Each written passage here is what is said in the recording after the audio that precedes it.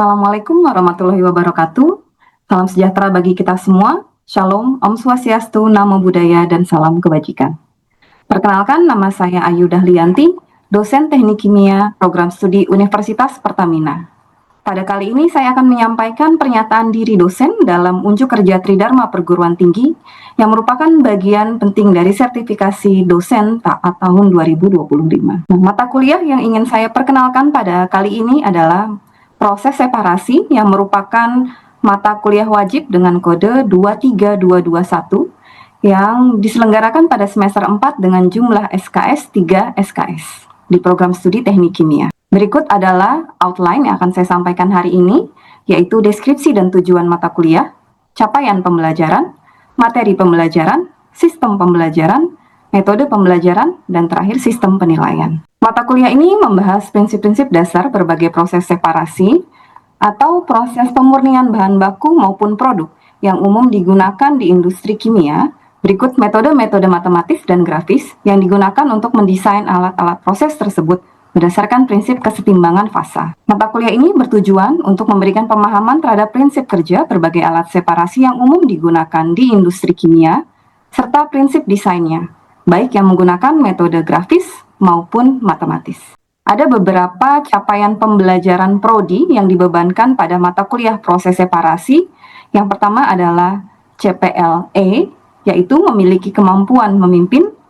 CPLH memiliki kemampuan untuk mengikuti perkembangan di bidang sains, teknologi, dan sosial, serta CPLL, yaitu memiliki kemampuan untuk mendesain dan atau memahami dampak penyelesaian rekayasa dalam konteks sosial, kesehatan, dan keselamatan, lingkungan, ekonomi, dan industri. Sedangkan capaian pembelajaran dari mata kuliah proses separasi ini adalah mahasiswa mampu memilih dan merancang alat separasi yang tepat untuk suatu proses, baik secara mandiri maupun dalam kelompok. Mata kuliah ini juga memiliki beberapa sub-CPMK atau kemampuan akhir pada tiap tahapan belajar. Yang pertama adalah sub-CPMK 1, yaitu mahasiswa mampu menjelaskan prinsip dasar dan aplikasi masing-masing teknik separasi. Sub-CPMK 2, mahasiswa mampu merancang kolom flash biner dan multikomponen dengan metode grafis maupun matematis. Sub-CPMK 3, mahasiswa mampu merancang kolom distilasi biner dan multikomponen dengan metode grafis maupun matematis. Sub-CPMK 4, mahasiswa mampu merancang kolom absorpsi dan stripping dengan metode grafis maupun matematis. Sub-CPMK 5, mahasiswa mampu merancang alat ekstraksi cair-cair dengan metode grafis maupun matematis. Dan terakhir, sub-CPMK 6, yaitu mahasiswa mampu memilih dan merancang alat separasi yang tepat untuk suatu proses melalui studi kasus. Adapun materi pembelajaran selama 16 minggu perkuliahan, yang pertama, di minggu pertama ada pengenalan proses separasi, di minggu kedua dilanjutkan dengan binary flash separation atau flash biner, di minggu ketiga ada multi-komponen flash, kemudian di minggu keempat ada binary distillation, sampai minggu kelima, dilanjutkan dengan minggu keenam sampai minggu ketujuh, yaitu multi-komponen distillation. Pada minggu ke-8 dilaksanakan ujian tengah semester. Pada minggu ke-9 sampai 11 merupakan materi absorption dan stripping. Minggu ke-11 sampai 12 liquid-liquid extraction. Di minggu ke-14 sampai 15 adalah studi kasus. Dan diakhiri dengan minggu ke-16 berupa ujian akhir semester yang dilaksanakan melalui mekanisme tugas besar. Sistem perkuliahan pada mata kuliah proses separasi dilaksanakan melalui yang pertama, perkuliahan langsung atau synchronous, difasilitasi melalui kuliah tatap muka, kuis, ujian tengah semester, dan ujian akhir semester. Yang kedua adalah dengan bantuan e-learning atau sistem asynchronous, di mana mahasiswa dapat mengakses video pendukung pembelajaran sebagai bahan belajar mandiri, serta mahasiswa mampu mengevaluasi pemahaman masing-masing melalui latihan ataupun kuis yang tersedia di e-learning. Kemudian dosen juga dapat mengumpulkan materi pada e-learning yang kemudian dapat diakses oleh mahasiswa, serta mahasiswa dapat mengumpulkan tugas yang telah diberikan melalui e-learning. Metode pembelajaran dengan sistem SKS pada mata kuliah proses separasi meliputi yang pertama, perkuliahan tatap muka dengan waktu 3 kali 150 menit, kemudian kedua pembelajaran terstruktur melalui tugas, slide mata kuliah, dan video pendukung pembelajaran selama 3 kali 60 menit per minggu. Dan ketiga, melalui kegiatan belajar mandiri berupa diskusi antar mahasiswa, diskusi dosen dan mahasiswa melalui Microsoft Teams, beserta membaca buku referensi secara mandiri dengan waktu 3 kali 60 menit per minggu. Nah, berikut merupakan tampilan dari halaman e-learning untuk mata kuliah proses separasi, di mana mahasiswa dapat mengakses materi, video pendukung pembelajaran, maupun latihan-latihan untuk mengevaluasi pemahaman. Berikut merupakan buku referensi yang digunakan dalam mata kuliah proses separasi. Ada 3 buku utama, yaitu Separation Process Principles, karangan Sider, Henley, and Roper. Kemudian Separation Process Engineering, Include Mass Transfer Analysis, karangan dari OneCut. Serta Unit Operation of Chemical Engineering, karangan dari McCabe, Smith, and Harriet. Sistem penilaian dari mata kuliah proses separasi sendiri meliputi kuis pas pra UTS yang memenuhi sub CPMK 2 dan 3 dengan bobot 15%, kuis pasca UTS untuk mengevaluasi sub CPMK 4 dan 5 dengan bobot 15%, kemudian tugas yang meliputi sub CPMK 1 sampai 5 dengan bobot 20%, lalu UTS dengan sub CPMK 1 dan 3 dengan bobot 25%, serta ujian akhir semester yang berupa tugas besar kelompok untuk mengevaluasi sub CPMK 6 dengan bobot 25%. Sistem penilaian juga dilengkapi dengan peer review atau penilaian kinerja individu dalam kelompok yang diterapkan pada tugas besar serta kuis yang dikerjakan dalam kelompok, di mana setiap mahasiswa akan menilai kinerja rekan dalam satu kelompoknya. Penilaian ini bersifat rahasia dan dilaksanakan melalui Google Form. Nah, hasil penilaian kemudian digunakan sebagai koefisien pengali nilai mahasiswa. Berikut merupakan contoh dari Google Form untuk penilaian kinerja individu dalam mata kuliah proses separasi. Demikian untuk pengenalan mata kuliah proses separasi yang dapat saya sampaikan. Berikut kita akan lanjutkan ke interaksi antara dosen dan mahasiswa selama proses pembelajaran di kelas. Terima kasih. Assalamualaikum warahmatullahi wabarakatuh. Waalaikumsalam warahmatullahi wabarakatuh. Selamat pagi semuanya. Pagi, Bu. Nah, hari ini kita masuk lagi ya ke kuliah proses separasi. Nah, kita hari ini sudah masuk ke topik bahasan multi-komponen flash distillation yang ada di minggu ketiga.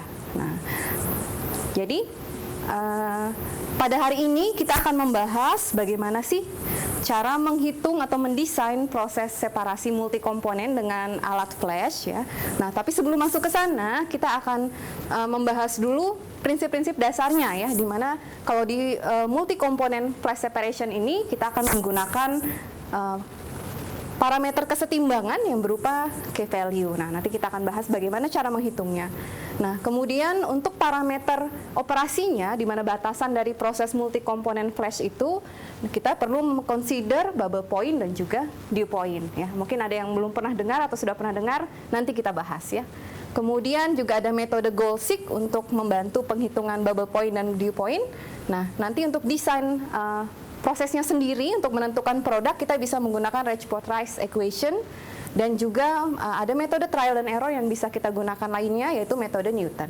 Nah, jadi dalam topik bahasan ini kalian diharapkan nanti bisa menghitung key value yang akan digunakan dalam perhitungan bubble point dan dew point dan juga menentukan produk menggunakan persamaan Rajput-Rice ya. Dan untuk referensinya ya, kalian bisa buka di buku karangan OneCut Separation Process Engineering yang ada di chapter 2 dan juga chapter 4 untuk buku Sider ya, karangan Sider yang berjudul Separation Process Principles ya. Oke. Nah, sebelum kita masuk ke materi multi komponen flashnya itu sendiri, kita review dulu ya, karena minggu lalu kan kita sudah belajar separation flash untuk yang binary ya, yang 2 komponen. Nah, jadi sama seperti binary flash ya, di sini proses multi komponen flash juga memanfaatkan perbedaan titik didih dari komponen-komponen di dalam campuran untuk memisahkannya menjadi produk gas dan juga produk liquid ya. Nah, kemudian sama juga seperti binary flash ya, di proses multikomponen ini kita masih menggunakan kesetimbangan, tapi masih yang satu stage saja, satu tahapan kesetimbangan. Nah, dan juga proses ini umumnya digunakan untuk separasi sifatnya crude ya, atau tidak bisa memberikan kemurnian yang tinggi, di mana umumnya kemurniannya itu dia hanya tidak lebih dari 90% bentuk produknya. Dan ada dua metode flash ya di sini, yaitu yang pertama kalau kita punya feed atau umpan yang fasanya liquid, nah kita perlu menguapkannya menggunakan heater sehingga terbentuk campuran. Nah, nanti campurannya itu atau fasa mixture, liquid dan vapor kita masukkan ke dalam kolom sehingga dia bisa terpisah. Di mana nanti yang fasa vapornya akan naik ke atas menjadi vapor product, dan sementara fasa liquidnya akan turun ke bawah menjadi produk liquid. Ya. Nah, metode kedua, kalau misalnya kita punya feed atau umpan yang fasanya vapor, nah kita perlu buat menjadi fasa mixture dengan cara menggunakan kondenser. Ya. Nah, sehingga nanti campurannya dua fasa sama seperti tadi ya, akan masuk ke dalam kolom yang fasa vapornya akan naik ke atas menjadi vapor product, dan sementara fasa liquidnya akan turun ke bawah menjadi liquid product. Nah, jadi perhatikan ya, nanti di sini kalian punya produknya fasanya apa? Liquid kah atau vapor kah? Nah, dimana kalau liquid maupun vapor menentukan jenis heat exchanger yang digunakan sebelum masuk ke dalam kolom. Nah, kemudian seperti namanya ya, multi komponen. Nah, berarti di proses pemisahan yang ini untuk feednya dia terdiri dari lebih dari 2 komponen ya, bisa 3, bisa 4, atau bisa banyak juga ya, tergantung dari keperluan prosesnya. Nah, kalian ingat-ingat lagi ya, seperti yang di minggu lalu untuk yang binary flash, di sini ada simbol-simbol yang umum digunakan ya, seperti kalau liquid itu kita nyatakan dengan F, dan juga dia fraksinya kita nyatakan dengan ZI. Sementara kalau untuk vapor product kita nyatakan laju alirnya dengan V, dan kemudian fasa fraksinya dalam YI. Nah, sementara kalau yang liquid product, laju alirnya kita nyatakan dengan L, dan fraksinya kita nyatakan dengan XI ya. Oke, nah ini reviewnya. Sekarang kita masuk ke perhitungan atau prinsip untuk mendesain dari multikomponen flash.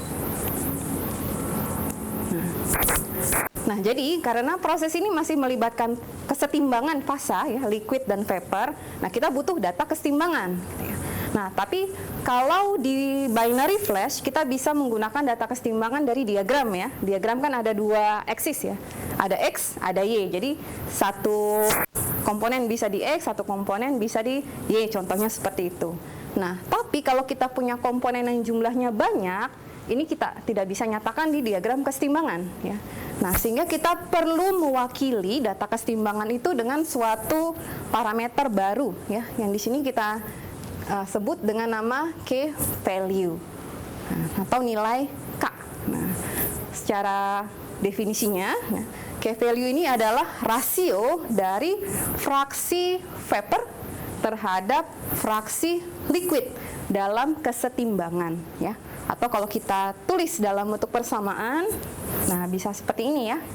YI di mana dia adalah fraksi vapor ya, sama dengan KI dikali XI. Nah, ini adalah liquid ya. Sehingga K adalah YI dibagi XI ya.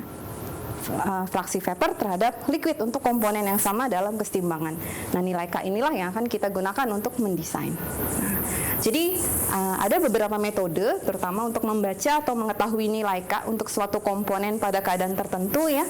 Di sini ada 4 ya yang saya tampilkan. Pertama ada menggunakan chart de Priester, atau bisa juga menggunakan bentuk persamaannya, persamaan McWilliams. Nah, kemudian bisa juga untuk larutan ideal atau campuran ideal bisa menggunakan persamaan Antoine ya.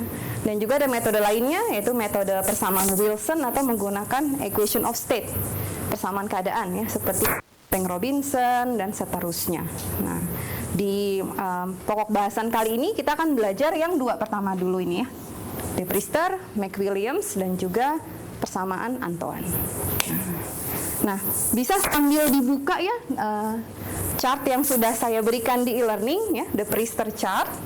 Di situ bisa kalian buka di layar kalian masing-masing. Nah, jadi kalau kita lihat ya di dokumennya, De Priester chart ini dia punya versi satuan SI ya, satuan internasional, dan juga ada versi satuan yang British ya, atau American Engineering.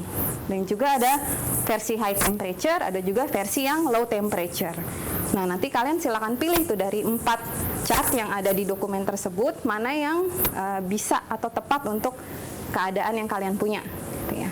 Nah, cara bacanya sederhana ya, ini contohnya untuk yang chart satuan SI dan juga relatively low temperature. Ya. Nah, jadi kalau kita lihat di sebelah kiri ada sumbu yang menyatakan tekanan dalam satuan kilopascal. Di sebelah kanan ada sumbu suhu ya yang dinyatakan satuan derajat Celcius. Nah, kemudian di sini ada beberapa komponen ya, di mana mayoritas dia adalah hidrokarbon, alkana, alkena ya. Contohnya metana, etilen, etana, dan seterusnya. Nah, kemudian ini ada garis-garis ya yang punya skala berbeda-beda. Nah, jadi cara membacanya tinggal kalian hubungkan ya antara sumbu yang ada di kiri dengan sumbu yang ada di kanan menggunakan garis lurus. Ya. Contohnya kita mau membaca nilai K ya pada suhu 120 derajat Celcius dan tekanannya di sini 200 kilopascal. Ya. Nah, jadi tinggal kita hubungkan di sumbu kiri 200 kilopascal, tarik garis sampai dia bertemu dengan suhu 120. Ya. Kemudian K atau key value dari masing-masing komponen tinggal kita baca di mana titik perpotongan antara garis lurus yang sudah kalian buat dengan garis yang dimiliki oleh masing-masing komponen. Nah, contoh nih untuk metana. Nah, untuk metana berarti nilai K value-nya adalah titik perpotongan ya. Nah, berarti ada di sini nih. Bisa dibaca kira-kira nilainya berapa?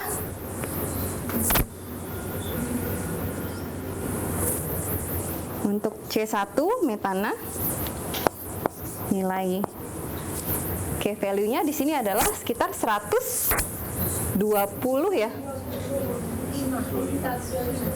Coba dicek lagi. Di sini skalanya 100, 150 dan 200 ya. Jadi benar ya, 112 nilai K value-nya pada keadaan tersebut. Nah, kita coba satu lagi ya. Contohnya untuk yang jelas nih, kita cari punyanya etana deh. Nih etana. Etana berarti tinggal kita cari ya perpotongan antara sumbunya etana dengan garis lurus. Nah, ada di sini nih.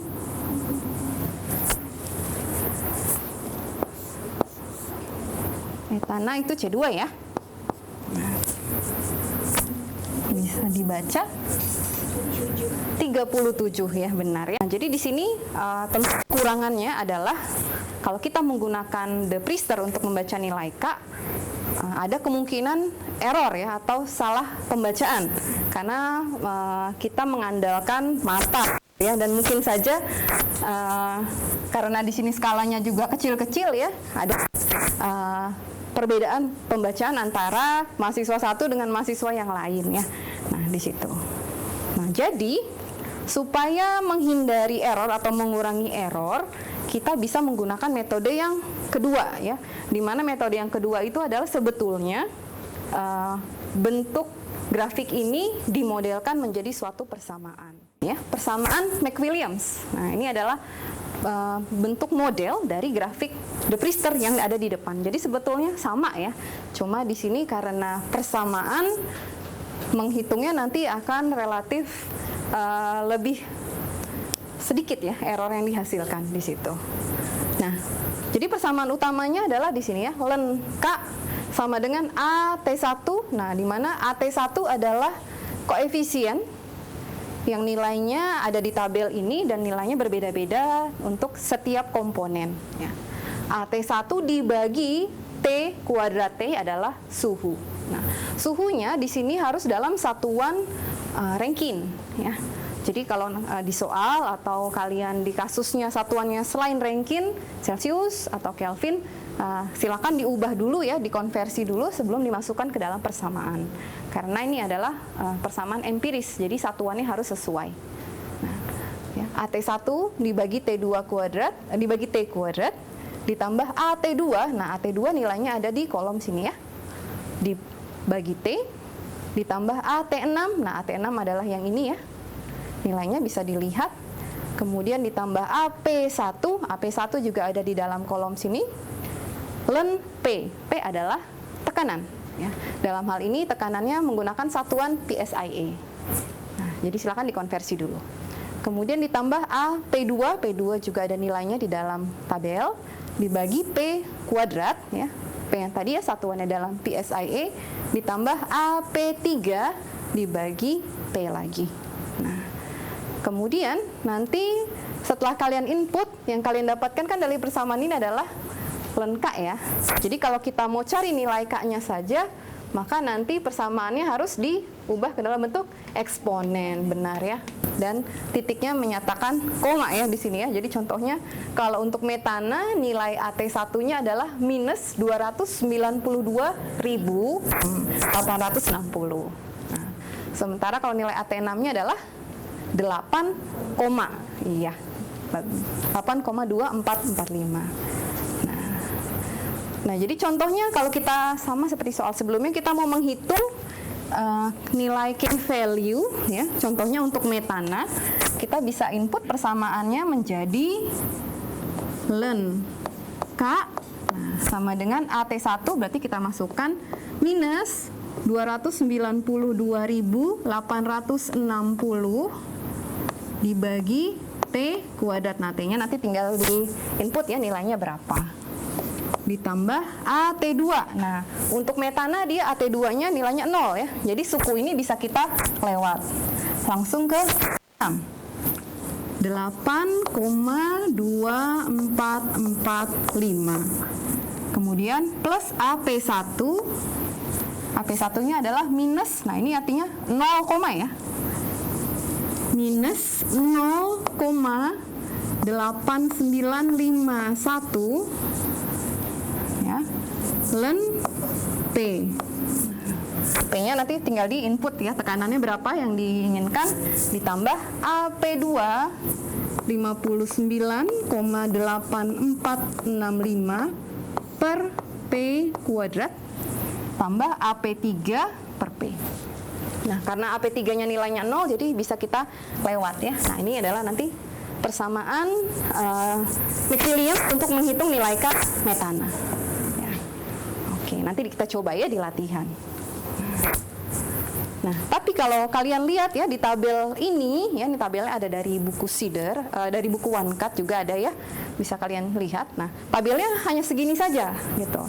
Artinya jumlah komponennya dia ya terbatas ya di sini ya, hanya sekitar 12 komponen gitu ya. Sementara kalau di proses atau di industri komponennya kan bisa bermacam-macam ya. Misalnya kita mau menghitung untuk air atau kita ingin menghitung untuk bensin, nah nggak ada nih. Nah, itulah keterbatasan persamaan ini. Nah, jadi untuk komponen yang selain yang ada di sini, kita bisa gunakan metode yang lain ya. Nah, contohnya adalah metode yang ketiga yang akan kita bahas ya. Nah, yang namanya menggunakan persamaan Antoine. Mungkin ini di kimia fisika sudah dibahas juga ya, persamaan Antoine di sini. Nah, jadi yang akan kita hitung dari persamaan Antoine itu adalah nilai vapor pressure ya, atau tekanan jenuh ya. Di sini yang akan kita hitung adalah P bintang. Nah, terus apa hubungannya P bintang dengan nilai K ya? Nah, Jadi asumsi dari persamaan Antoine ini dan perhitungan nilai K-nya adalah komponen yang ada di campuran atau campuran itu dia akan bersifat ideal. Nah, itu asumsinya. Jadi dari situ kita bisa menggunakan hukum-hukum yang terkait gas ideal seperti hukum Raoult maupun hukum Dalton ya.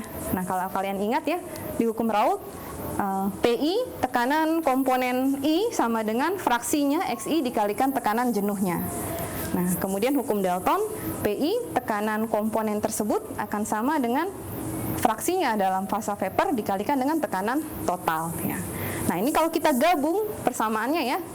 Nah, ini sama dengan ini, nanti kita rearrange, kita bisa dapat nah yang ada di bawah sini ya.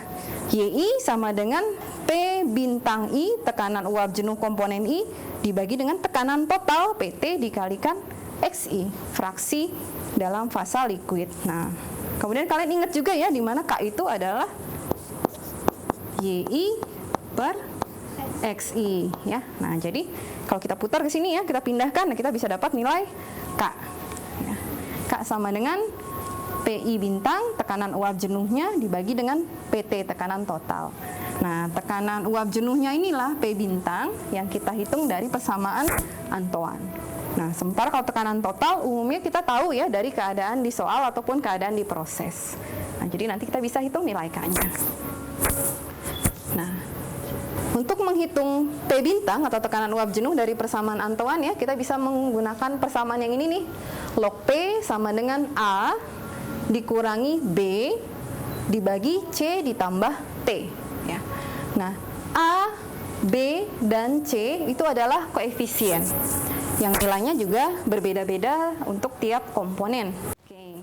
Nah, supaya kita lebih pemahami lagi ya, kita coba masuk ke latihan. N-oktana. N-oktana itu C berapa ya? C8. NC8. Nah, N-oktana ini adalah salah satu komponen dalam bensin ya, gasolin. Nah, di situ. Nah, kita mau coba ngitung nilai K-value-nya dari N-oktana pada 150 PSIA atau 1034,21 kilopascal ya, dan pada suhu 200 derajat Fahrenheit atau 366,483 Kelvin. Nah, coba kita hitung dengan ketiga metode yang sudah dibahas tadi.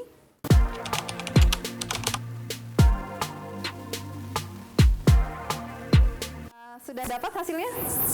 Oke. Nah, coba kita bahas dulu ya. Pertama dari the Priester chart. Ada yang mau coba? Berapa hasilnya? Darren, silakan Darren. Hasilnya itu 0,065. Oke. Jawabannya benar ya. 0,065 di sini. Nah, untuk yang McWilliams ada yang sudah dapat? Silakan Mas siapa? 0,0 ya. Jadi ada sedikit perbedaan ya di sini ya. Nah, untuk yang Antoine ada yang sudah dapat juga? Salsa silakan. 0,0363. Nah, oke. Kalau kita lihat ya, the Priester dan McWilliams hasilnya ya lumayan mendekati ya. Tapi kalau yang Antoine berbeda ya. Nah, ini jawabannya tiga-tiganya benar perhitungannya, tapi kok nilainya berbeda ya? Nah, kenapa ya? Nah, ingat lagi ya, Antoine tadi asumsinya adalah menggunakan larutan ideal. Nah, di situ ya. Jadi di sini adalah nilai K pada keadaan ideal. Sementara kalau the Priester dan McWilliams adalah nilai yang sebenarnya gitu ya, lebih mendekati dengan real value-nya. Yang sudah hampir habis. Nah, tapi sebelumnya saya mau ingatkan dulu ya, di e-learning ada 2 self study video ya, video yang berkaitan dengan materi hari ini, yaitu ada metode range forecast, kita akan bahas juga di pertemuan berikutnya, dan juga metode trial error menggunakan metode Newton-Raphson. Nah, silakan kalian tonton ya di situ. Apakah ada yang ingin ditanyakan sebelumnya? Cukup ya, bisa dipahami? Oke, kalau begitu terima kasih semuanya. Sampai jumpa lagi minggu depan. Wassalamualaikum warahmatullahi wabarakatuh. Waalaikumsalam.